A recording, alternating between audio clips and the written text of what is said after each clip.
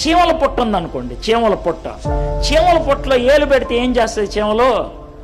ఏం చేస్తుంది చెప్పండి? తేనె పట్టు ఉంది, దాన్ని రాయట్టు కొడితే ఏం చేస్తాయి? కొడతాయి కదా. చీమల పొట్టుని కెలకటం ఎంత డేంజరో అర్థమైందా? తేనె పట్టు మీద రాయసత్వం ఎంత డేంజరో, సాతానుడు గాన్ని ప్రార్థన ద్వారా కెలకటం అంతే డేంజర్. ఎందుకో తెలుసా? ఆడిని ప్రార్థన ద్వారా కెలికామనుకో ఆడి మీదకు వస్తాడు, ఆడు కొడతాడు. దాన్ని ఎదుర్కోవడానికి ఇష్టపడాలి మనం, దాన్ని ఎదుర్కోవడానికి సత్తా ఉండాలి. అందుకనే తేనె పట్టులో తేనె తీసుకోవాలనుకున్నవాడు మీద గోను పట్టేసుకొని వెళ్తాడు, చీమల పట్ట కెలికేవాడు పుల్ల ఎట్టుకెళ్తాడు. అవునా కదా? మామూలు భాషలో. కాబట్టి సాతాను దగ్గరికి ఏదో ఒకటి పట్టుకెళ్ళాలి. ఆయన కెలికి వస్తే ఆడ మీదకి వచ్చినా తప్పించేసుకోవచ్చు. వస్తాడు ఆడు ఊరిన కూర్చోడాడు, ఎగురుతాడు, ఖచ్చితంగా ఎగురుతాడు.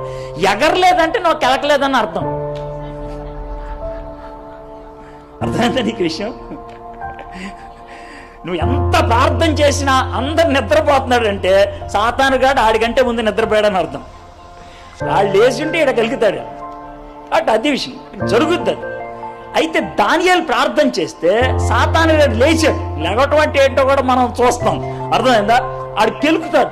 కాబట్టి ఇది 4వ కారణం అన్నమాట. ప్రార్థన ఎందుకు చేస్తామంటే దేవుని చిత్తం నెరవేరాలని ప్రార్థన చేస్తాం. దేవుని చిత్తం నెరవేరకుండా, దేవుని చిత్తం జరగకుండా సాతానుడు ఆపుతూ ఉంటాడు.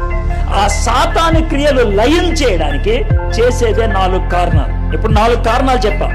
1 తెలుసుకోవడానికి, 2 అర్థం చేసుకోవడానికి, 3 అంగీకరించడానికి, 4 అడ్డు తొలగించడానికి. 4 విషయం. దానియేలు అదే కోణంలో ప్రార్థన చేస్తున్నట్లు మనం చూస్తాం.